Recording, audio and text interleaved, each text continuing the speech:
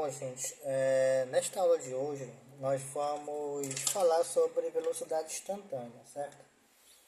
Então, vamos determinar a velocidade em um instante t qualquer, tá? Então, para isso, nós vamos ter que construir um gráfico, né?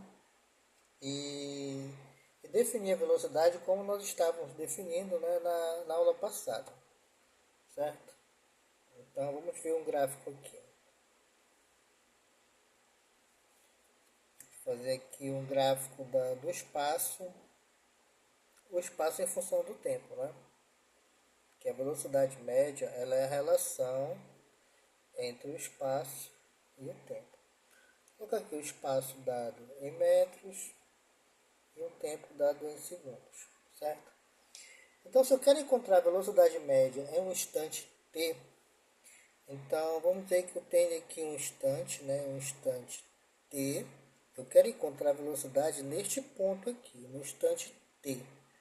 Tá? Então, se eu tenho um instante t, né, eu vou ter aqui um espaço inicial, que eu vou chamar de S de t. Certo? Bom, então como aqui é a origem, né, eu quero encontrar a velocidade nesse ponto t, que na verdade é a velocidade instantânea, a velocidade bem aqui, né, no ponto t, no espaço inicial. Certo? Então vamos dizer que eu tenha um instante bem aqui, ó, né? Nesse instante aqui, daqui para cá, deste ponto até este outro ponto, eu vou ter o quê? Eu vou ter uma variação, né? Eu vou chamar uma variação de t, tá? Tá variando aqui, certo? Então este ponto bem aqui vai ser de 0 a t mais este espaço todo aqui. Espaço não, tempo, né? Que é o ΔT. Então, este ponto aqui vai ser este aqui, que é o t,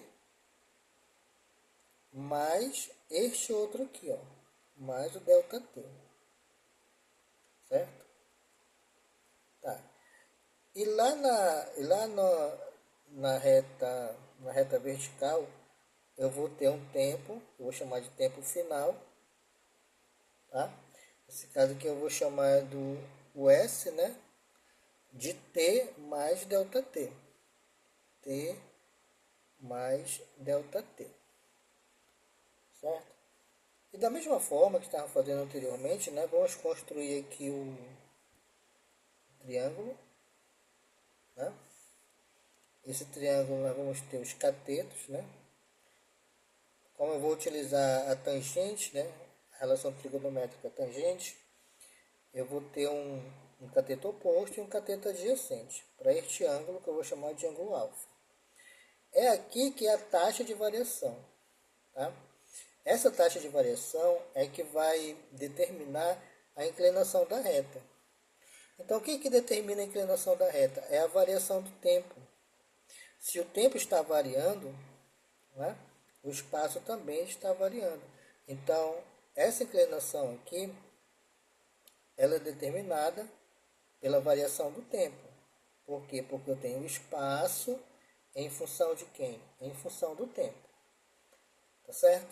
Então, nós sabemos que esta variação aqui, eu vou chamar de ΔS, né, vai ser a posição final menos a posição inicial. Então, esse aqui é o S de t mais ΔT menos o S de t, correto? Bom, isso para este cateto, que é o cateto oposto. Para esse cateto adjacente aqui, eu também vou ter uma variação, né? E essa variação do tempo, quem é? Vai ser o tempo final menos o tempo inicial. Então, vai ser t mais ΔT menos t. Estamos trabalhando com variação, certo? Então, nós sabemos que a tangente desse ângulo alfa é o cateto oposto dividido pelo cateto adjacente, ou seja, é o ΔS dividido por ΔT. a relação entre o espaço e o tempo. E nós sabemos que essa relação entre o espaço e o tempo aqui é o S, né? Aí T mais delta T menos o S de T. E a variação do tempo vai ser o tempo final, que é o T mais delta T, menos o tempo inicial, T. Certo?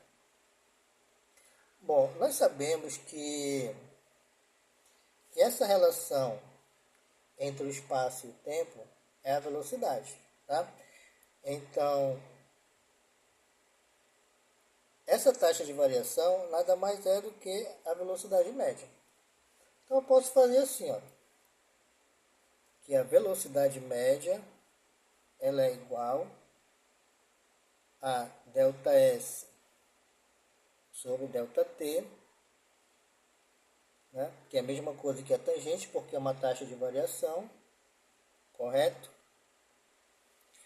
Porém, eu tenho que levar em consideração que eu quero encontrar a velocidade média neste ponto T aqui, neste ponto T, certo? Então, vamos dizer que se eu quero encontrar a velocidade média neste ponto T, significa que esse espaço aqui, ou esse espaço não, essa variação de tempo, ela está tendendo para onde? Ela está tendendo para cá, para este ponto T, né? Ou seja, o ΔT, ele vai diminuir tanto, né? Esse tempo aqui, ó, ele vai diminuir tanto até chegar em T. Ou seja, este ΔT aqui, ele vai tender para onde? Ele vai tender para zero. Então, ΔT, ele tem que tender para zero, ou seja, esse tempo ele vai diminuir bastante, né? Certo?